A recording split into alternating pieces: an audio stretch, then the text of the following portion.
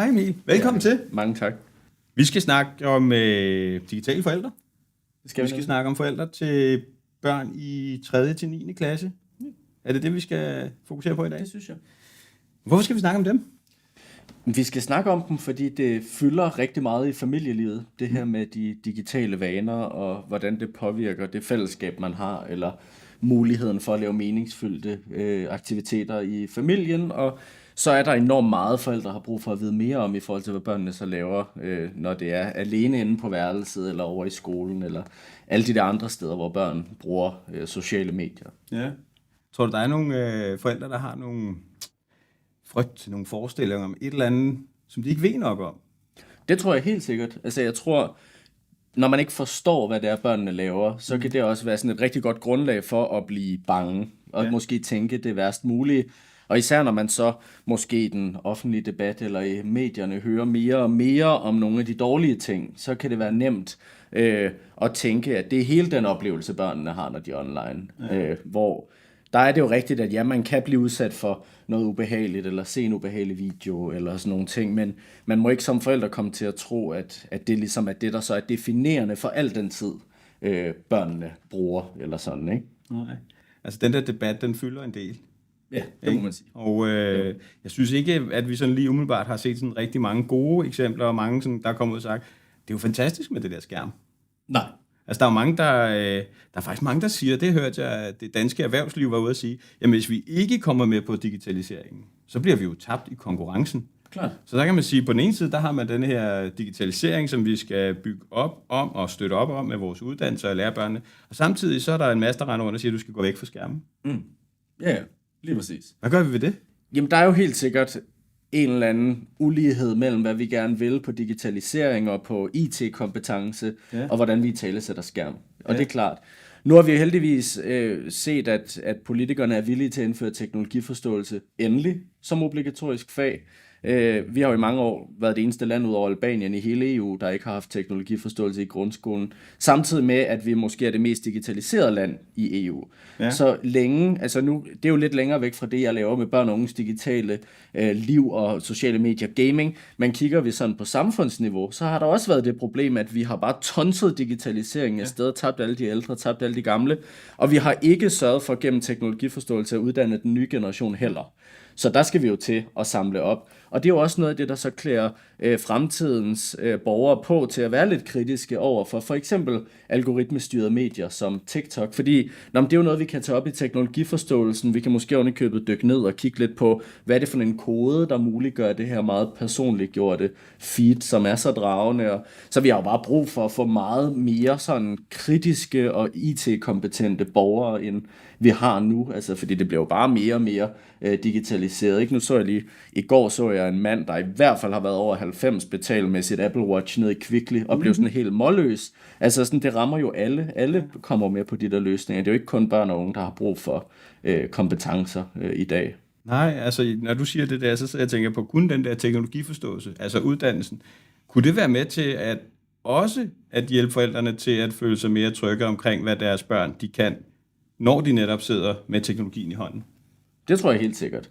Altså det tænker jeg klart, at man bliver nødt til at have det som en del af grundskolen. Det bliver vi jo bare. Som samfund har vi jo besluttet, at begge forældre skal kunne gå på arbejde, og i bytte for det, så skal vi nok stå for en del af opdragelsen og dannelsen i skolen, i fritidspædagogikken osv.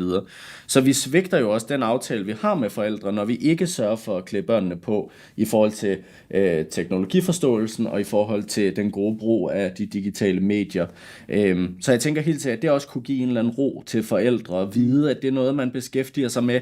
Men der er stadig en forskel mellem at forstå teknologierne, og så at vi stadig skal have forældrene ind og ligesom hjælpe børnene med at sætte nogle rammer for, hvor meget man så bruger dem i hjemmet, selvfølgelig. Det kan vi ikke forvente, at børn de selvregulerer, selvom de får teknologiforståelse i grundskolen. Nej, og igen, selvom de får teknologiforståelse i grundskolen og lærer det, kommer hjem til mor og far, kan I ikke lige hjælpe mig, ligesom man kunne tidligere med matematik og dansk og sådan noget, så sådan lidt, nej, det kan jeg ikke. Jeg kan ikke hjælpe dig, fordi jeg har ikke været igennem den uddannelse. Jeg har ikke den forståelse.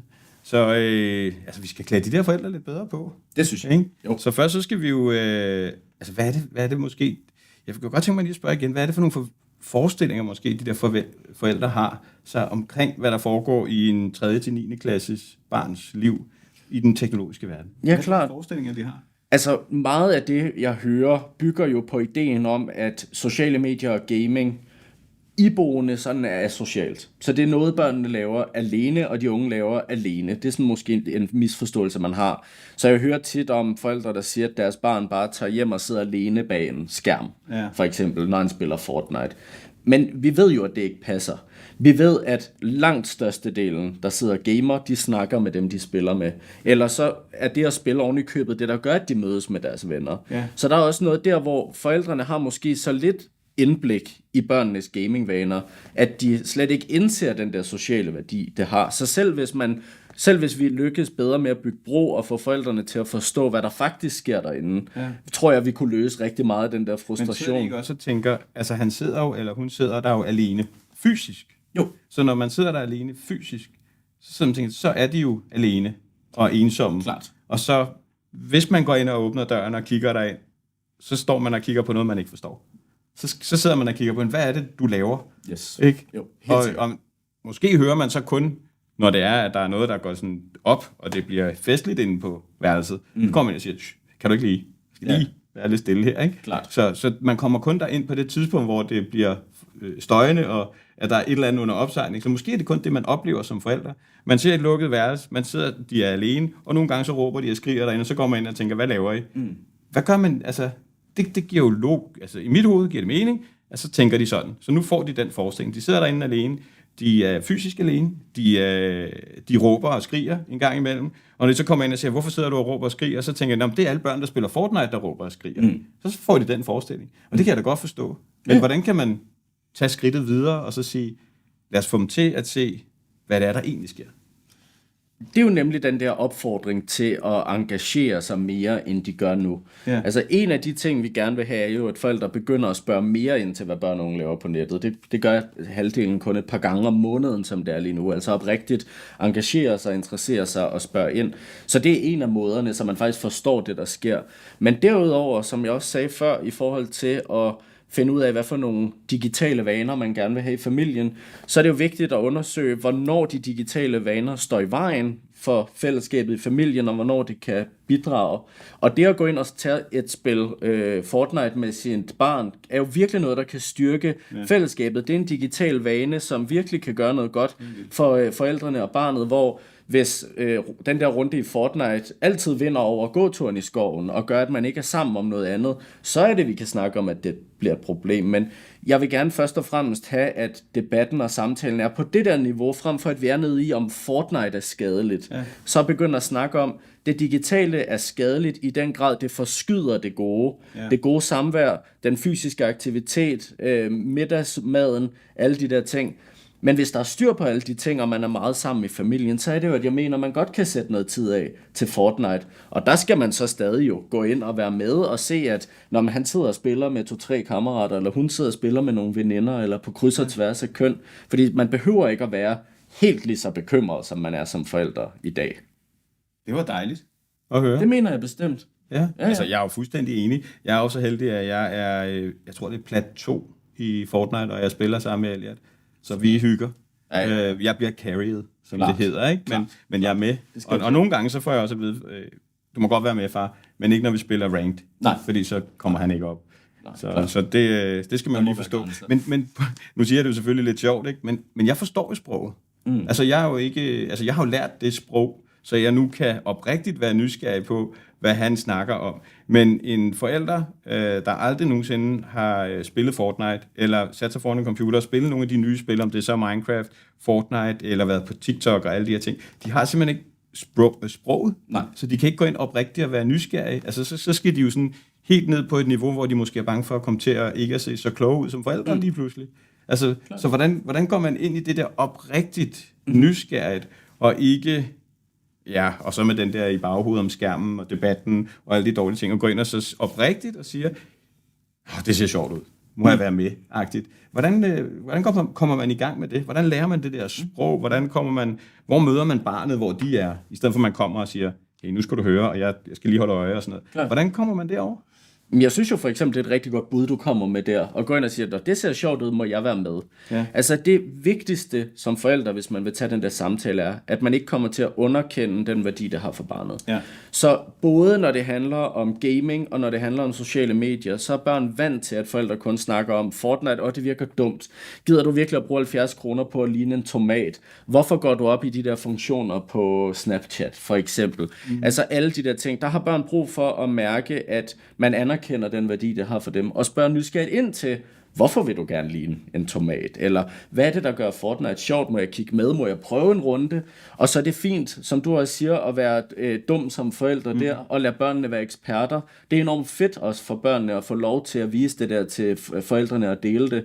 Og så var du selv inde på det før. Forældre, de går måske mest ind, når der lige pludselig bliver råbt og skreget, at de lige skal have en dæmper, eller når det er tid til at spise, eller der, hvor legen skal stoppe. Og i begge de situationer får man jo indtryk af nogle børn, der er helt ude at rulle og helt op i gear.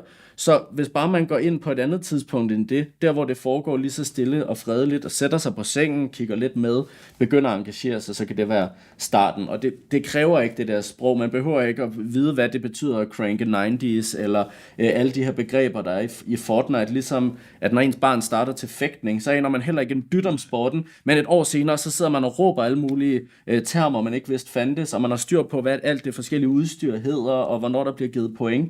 Det er jo noget, man så med sit barn må engagere sig i, og lade dem klæde ind på som ekspert, og så kan man jo bruge noget af alt det materiale, der også er derude til forældre, til så at sige, nu har jeg forstået, at mit barn spiller Fortnite, er der ikke en guide et eller andet sted derude, hvor jeg hurtigt kan forstå det spil, eller se lidt af det på YouTube, og der er svaret, at der er uendelig meget indhold, hvor man kan forstå Fortnite. Ja. Så kan man også lige slå et slag for, at man måske kunne gå ind i en forening og spille sådan noget e-sport. Altså hvis man virkelig elsker at spille fodbold, så kunne man melde sig til fodbold. Hvis man virkelig elsker at spille e-sport, jamen så, eller spille og game, så kan man melde sig ind i en e-sportforening. Der kan man komme ned og opleve nogle af de der ting. Yes. Det har jeg gjort. Jeg synes, det er fantastisk. Og det er nemlig også fantastisk. Og det er jo også det der med, at børn har jo, vi snakker meget om mental mistrivsel og så videre. Der er jo nogen, der snakker om den mentale trivsels ABC. Altså, hvad er det ligesom, der er roden i mental trivsel? Og der er der nogen, der mener, at det jo er, at børn har brug for at gøre meningsfyldte ting i socialt fællesskab med andre jævnaldrende. Så hvis du sender dem ned i en e-sportsforening, så har de den mulighed med andre børn omkring det her, de brænder for, og med en voksen, der kan tage ansvar for, når sproget bliver lidt hårdt. Ja. Vejlede dem om balancen. Snak lidt om sundhed også, fordi det skal jo også være på plads, hvis man vil præstere, ligesom i en hver anden sport. Så får de ligesom alt det der, og så kan man lægge noget af gamingtiden over i noget, der måske er lidt nemmere for en forælder at forstå. Så det kan jo også være et sted at starte og respektere det der ønske om at gå til gaming, altså e-sport, ikke? Jo, jeg synes, det er fantastisk godt at gøre det. Og det blomstrer helt vildt. Der har jo lige været det der Gamebox og så videre. Så ja, jeg synes, det er fantastisk. Altså nu, når vi snakker om det, så snakker vi jo meget om Fortnite. Og nu er det ikke, fordi det skal gå hen og blive en kønsdebat. Men det virker som om, der er forskel på drenge og piger, om vi ved det eller ej. Så der er mange drenge, der spiller Fortnite, og knap så mange, der spiller piger, der spiller Fortnite. Hvad gør pigerne? Hvad er det for en forestilling, vi har om pigerne i den her skærmdebat? Ja, altså det man sådan overordnet kan sige, er noget med, at pigerne, de 20 starter lidt mere på sociale medier og på de der, altså Snapchat og Instagram, der hvor det er socialt eller handler om oplevelse og indlevelse. Også i de spil, de spiller, handler det mere om indlevelsen. Altså så er Sims jo en klassiker, og mange af Roblox-spillene er eksempler på det også, hvor drengene så 20 starter på det, man sådan, hvis man vil være fræk, vil kalde gaming, altså forstået som Valorant og Fortnite og de der e-sports titler, eller de spil, hvor der også er måske en karrierevej, hvor det er konkurrencepræget. Ja. Der bliver pigerne hængende og er med til Roblox med drengene derop til måske 4. og 5. klasse, men så ser vi netop, at de begynder at falde fra. Ja. Pigerne, hvor drengene fortsætter over i Fortnite, Valorant og så videre. Og der er nok manglen årsag til det. Noget af det, vi har fokus på, er jo, at vi måske er dårlige til at italesætte det, altså gaming som noget, man også gerne må som pige. Særligt det der med at blive professionel e-sportspiller, at det også er noget, kvinder kan være. Der er vi jo først lige nu begyndt rigtigt at få de første professionelle kvindehold, man kan se op til som pige i dag, hvilket er fantastisk. Noget andet er også, at de der konkurrenceprægede spil i højere grad er defineret af, at man møder fremmede på nettet og sidder og snakker eller skriver med dem. Det gør sig jo gældende i Valorant, Counter-Strike, alle de der store titler.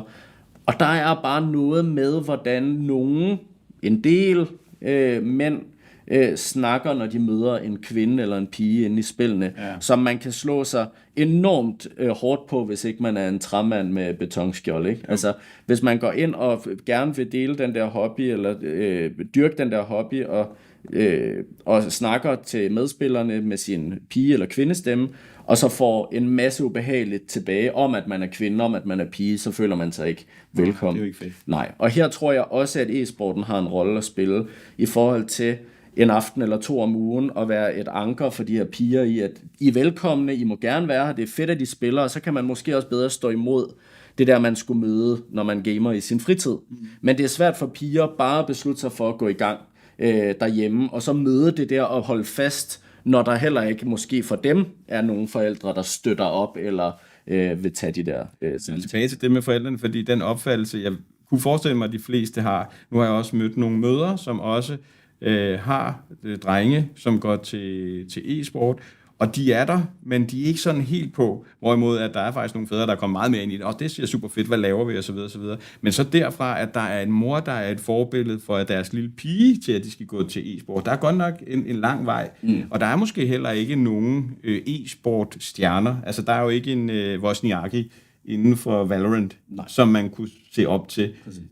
Og det kunne man selvfølgelig godt sige, at e-sporten på en eller anden måde kunne hjælpe med, hvis der kom de der forbilleder, som man kom ind i det og så videre. Vi hænger lidt i den der e-sportverden, det vi snakker om lige nu. Jeg fisker jo lidt efter, at vi skal gå og snakke om, hvad forældrene de har forestillinger omkring deres piger på nettet. Ikke så meget i gamingverdenen, hvis man skulle træde ud af det og så sige, jamen vi har en forestilling om Fortnite, vi har en forestilling om det der og så videre og så videre. Men hvad har vi så af forestillinger? Måske falske overbevisninger. Noget, der præger debatten. Hvad er det, vi måske ikke skal være så bekymrede for? Hvad er det, vi tror, at forældrene er bekymrede for? Hvad er det for nogle overbevisninger, de sidder med, hvor vi lige skal tage hul på det? Hvad tror du, forældrene de tror omkring deres piger på nettet? Forældrene, de tror rigtig mange ting. Og noget af det, der fylder rigtig meget lige for tiden, er jo det der med skønhedsidealer. Ja. Nu siger jeg lige nu, det har fyldt i 10 år. Ikke? Det, der stadig fylder, det er det der med skønhedsidealer på sociale medier. Det er hele tiden at måle sig og veje sig mod andre, og det er noget, der påvirker piger og især unge kvinder mere, end det påvirker drengene. Ikke? Vi ser også nogen, der er bekymrede for det her med, hvis deres piger for eksempel i forvejen har lavt selvværd, at det så kan blive værre af at gå på Instagram eller sidde og scrolle mange timer. Og det er jo noget af det, vi ved er rigtigt. At hvis man i forvejen har lavt selvværd og bruger de her sammenligningsmedier meget, og desuden også følger nogen, der er flotte og smukke osv., at så kan det godt forværre. Ja. Og det er jo også lidt en overordnet pointe med det digitale, at selvfølgelig kan det forstærke en mistrivsel på forskellige måder, men ikke nødvendigvis sådan skabe noget af ingenting, men det er jo sådan lidt noget andet. Det er den ene ting. Noget andet er, hvis man kæmper med depression eller selvskade eller nogle af de der ting, så er der også noget, der tyder på, at de algoritmestyrede medier, som for eksempel TikTok, at de kan være med til at fastholde måske et hårdt ord, men i hvert fald måske at forlænge den tid, man er i det, fordi algoritmen lærer, at det er det, man synes er fedt, fordi jeg søger på det for at finde andre, der har det lige sådan. Ja. Og så har vi jo hørt historier om, at når man så egentlig måske føler sig klar til at komme videre eller søge hjælp, så når man åbner TikTok, så tror algoritmen stadig, man er der. Ja. Så der er jo også noget der, og der tror jeg, at forældre, de har en eller anden idé om, måske også, at det er endnu mere udbredt, end det er, at piger og teenagepiger og unge kvinder, de ser enormt meget den slags indhold, og bare alle sammen får det enormt dårligt med sig selv, på grund af flotte mennesker på sociale medier. Jeg tror også, der er nogle... Jeg ved ikke, om det her er sandt, og nu siger jeg noget. Jeg tror også, der er nogen, der sidder og tænker, at TikTok er med til at fremme det indhold. Altså indholdet per se. Så TikTok ved, at det er det indhold. Men i virkeligheden er det vel bare algoritmen, der giver mere af et eller andet tilfældig type indhold, som sådan tilfældigvis er det, som der er selvskade. Så det er jo ikke sådan, at TikTok sidder og siger, nu vil vi sende en masse selvskade ud til en masse børn. Det har jo noget at gøre med, hvordan algoritmen fungerer, og at det så er tilfældigvis, at det er indhold. Altså, det er bare for at lige sige, der kunne godt sidde nogle forældre derude og sige, hvorfor kan TikTok være med til at fremme det? Det gør den jo ikke. Det er jo en algoritme, tænker jeg. Altså, lidt IT-mand er jeg. Så jeg tænker, det er algoritmen, der bare siger, men fordi du har kigget på det, så får du det igen. Og om det så er bamser, eller om det er selvmord, det er TikTok ligeglad med. Ja, for så vidt. Ja, klart. Men de får bare mere af det. De får mere af det, ja. Ja, og det er jo selvfølgelig ikke fedt. Og burde de så ikke regulere og så videre? Det synes jeg ikke, vi skal komme ind på. Jeg synes ikke, vi skal komme ind på det der med regulering, fordi det er forældrene, vi skal hjælpe. Yes. Det er forældrene, vi skal... Ja, så når nu de har de her overbevisninger, eller de har de her forestillinger om, at der kan være selvskade på TikTok. Der er selvskade på TikTok. Yes. Er der ikke? Yes. Jo. Der er måske også nogle piger på Instagram, der ser pænere ud, end de gør i virkeligheden. Ja, det må man antage. Ja, klart. Der er jo nogle filtre. Jo. Ja. Jo. Og når vi så har de forestillinger, er det så slemt for vores piger? Det er jo et godt spørgsmål. Tak. Det er jo et godt spørgsmål, og så skal jeg på en eller anden måde til citat for at sige, hvor stort problemet er. Der er en bekymring der, som er reel nok for det. Ja.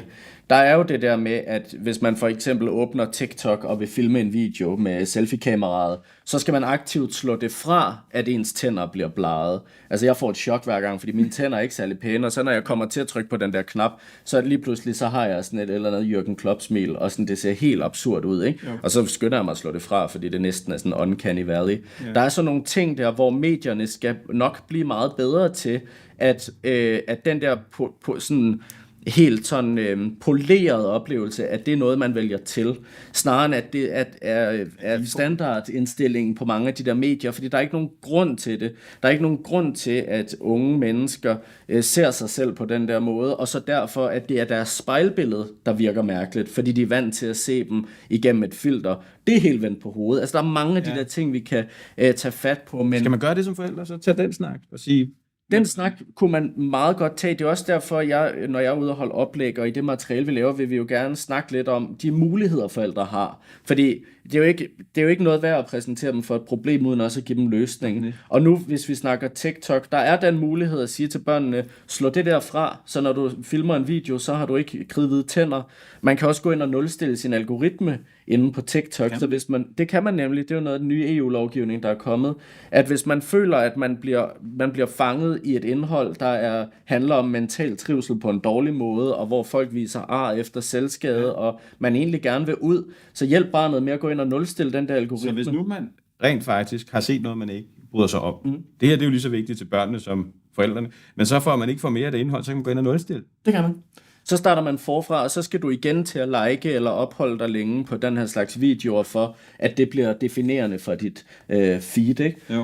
Så der er nogle ting, man kan gøre. Altså, det skal ikke handle om regulering, men selvfølgelig så skal det grove, selvskadende indhold slet ikke være på platformen. Altså, der skal vores børn jo beskyttes. Men altså, det er jo ikke direkte selvskadende blod, der springer ud af armen indhold. Det er folk, der filmer noget i sort-hvid, hvor man kan se ar på deres arm, og det kan være noget, der trigger dem, der har tanker om selvskade. Altså, så vi er mere derover i den kategori, snarere end at man ser sådan voldelige videoer, eller folk, der aktivt skader sig. Hvor det bliver sådan skudt ud af proportioner, hvor det er, at man hører det værste, og så siger man, at det er selvmord, det er selvskade, og så fordi man måske som forældre ikke reelt set selv har set det, så forestiller man sig det værste. Jo. I modsætning til, hvis man så går ind og se det, som du siger, så er det et eller andet sort-hvid billede, som, men er det bare det? Men i modsætning til den værste forestilling, man kan have i sit hoved, fordi man ikke selv har set det.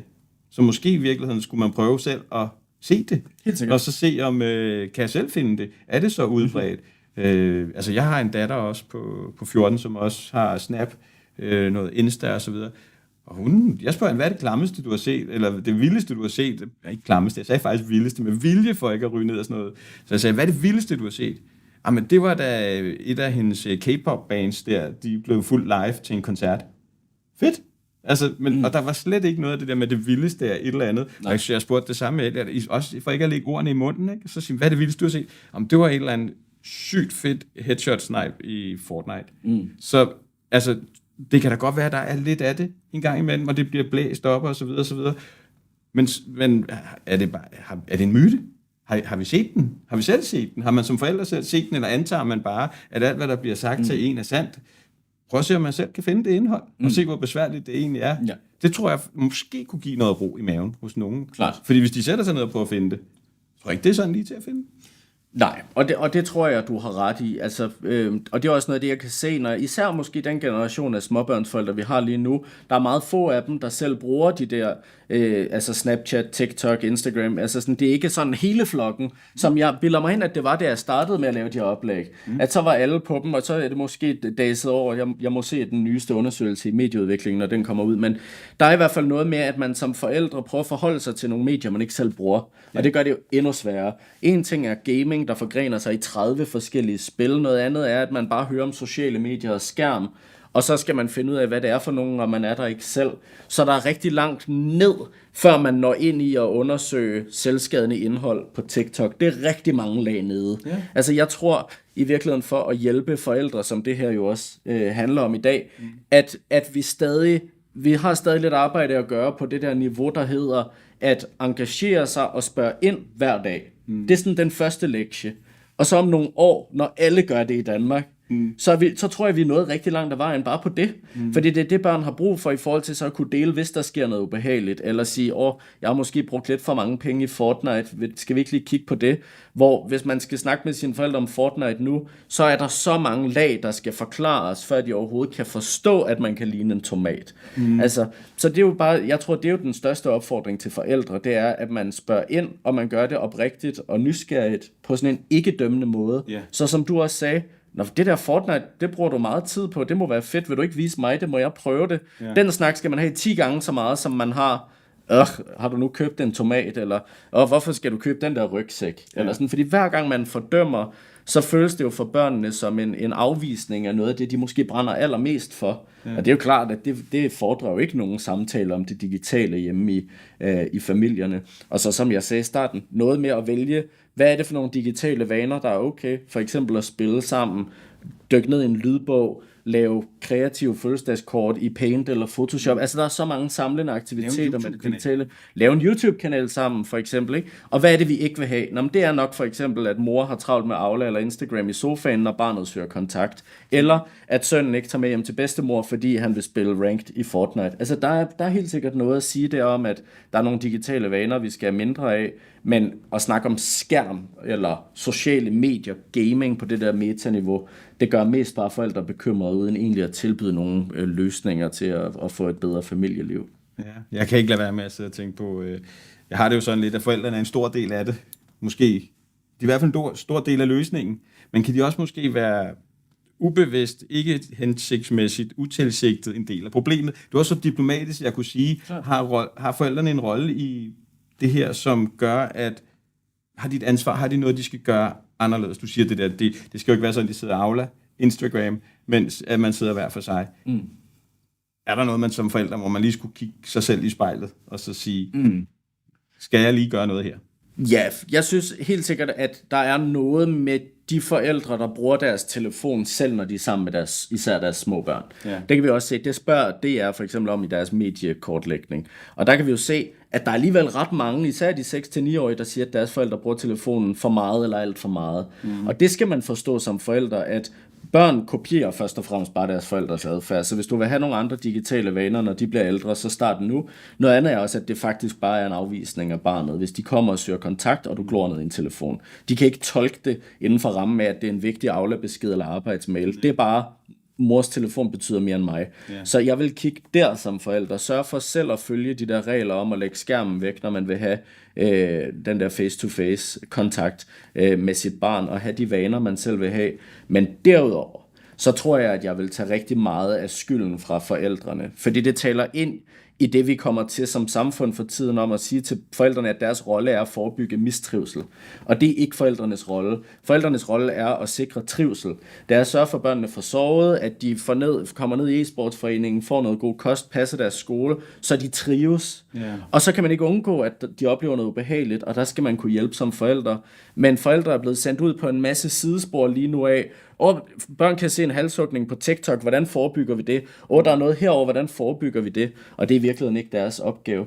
Og så skal man også som forældre huske, måske lidt modsat, hvad samfundet prøver at fortælle dem for tiden, at det ikke er hver beslutning, hver sætning, hver handling i opdragelsen, der har en eller anden endegyldig indflydelse på, hvordan barnet ender med at have det i sit voksenliv. Man kan fuck rigtig meget op, man kan gøre rigtig mange ting forkert, men hvis man engagerer sig i sit barns liv og sørger for, at de bliver en del af nogle gode fællesskaber, og de kan mærke, at de er elskede og trygge derhjemme, så skal de nok klare det godt, og det tager de også med ind i de digitale fællesskaber, hvis de har lært at opføre sig ordentligt og respektere andres grænser osv.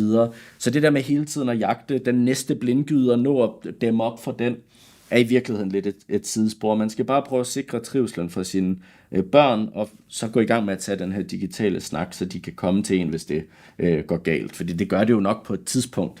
Ligesom i den fysiske verden, kan man også opleve noget dårligt online. Det er fejl hele tiden. Det er jo det. Ja. Men det fylder ikke det hele til enhver tid, hver gang de går online. Nej. Så det er okay lige at lave en lille fejl, og så komme tilbage ind i kampen. Og... Det er okay at lave mange fejl som forældre. Det er også jeg gør det ikke så meget. Nej, du laver aldrig fejl. Nej, det er klart. Jeg troede, jeg tog fejl, men det gør jeg så ikke. Det gjorde du så ikke alligevel. Nej, pyha.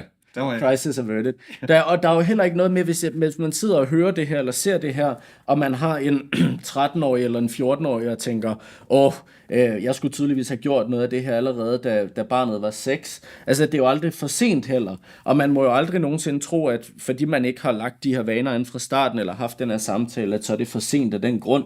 Altså, børn i alle aldre vil synes, det var fedt. Jeg synes jo også, det er fedt, hver eneste gang min mor eller min far bemærker, at der er et spil, jeg godt kan lide, og spørger, om der er sket noget nyt i det. Eller, når skal du hjem og spille med Morten, eller med Klaas, og har lært de der ting, og kan snakke ind i det der, jeg brænder for, selv som grandvoksen mand næsten, ikke? Altså, det bliver aldrig for sent for forældre at engagere sig i den der del af deres børns liv. Man kunne jo komme hen i den situation, hvor man siger til sine børn, skal du ikke lige ind på Discord og se, om der er nogen, du kan lege med? Det kunne man forestille sig. Ja. Jeg tror, børnene, de skal nok selv få brugt al den tid, de har til overs, til at finde legekammerater på Discord, ikke? Jeg tror mere, børnene har brug for, at man siger, skulle du ikke også ud på Villavejen og stå på rulleskøjter? Men ja, det kunne være rigtig dejligt, hvis vi nåede derhen til, hvor man i hvert fald forstod, at selvom at det ikke tilbyder børn helt det samme som at være socialt, fysisk sammen med andre, at det så har en enormt stor social værdi, og at man godt kan kalde det en legeaftale. Skal du lege med Morten i dag? Ja, vi sætter os på Discord og spiller, og så får vi begge to noget socialt ud af det, så længe man også er fysisk sammen med venner uden for skoletiden, går ned i fritidsforeningen, i fritidsklubben. Altså, når der er styr på alt det andet, så skal man skal virkelig anerkende den sociale værdi, gaming især, men også sociale medier har for langt de fleste børn og unge, der bruger dem. Hvad er det bedste råd, vi kan give med til forældrene her til sidst? Det bedste råd, vi kan give med til forældrene, det er, at man spørger ind til børnenes digitale liv, både med gaming og med sociale medier, på en anerkendende måde, så man hver dag, når man spørger ind til, hvordan det er gået i skolen i det fysiske, så spørger man lige, for eksempel, har du set en eller anden influencer på YouTube, og hvad snakkede de om? Har du brugt nogle penge på nettet? Har du snakket med nogle af dine kammerater uden for skolen? Eller spørg ind på en eller anden måde, der ikke bare er, hvor mange timer har du siddet der og spillet Fortnite? Så de gode spørgsmål. De gode, ægte, nysgerrige spørgsmål. Med kærlighed i hjertet. Med kærlighed i hjertet. Og et ønske om trivsel og velvære. Lige præcis. Nu skal jeg jo have noget skolemælk. Sådan.